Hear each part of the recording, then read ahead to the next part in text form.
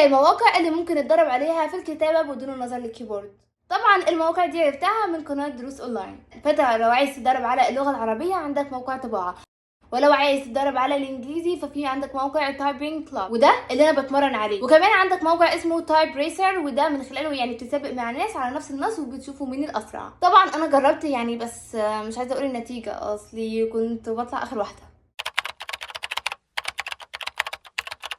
خلينا نتكلم النهارده شويه على موقع تايبينج كلاب. صراحه الموقع ده جامد جدا وكمان فيه تنويع في وسائل التدريب وكمان فيه العاب بس انا بكرهها علشان بتوترني.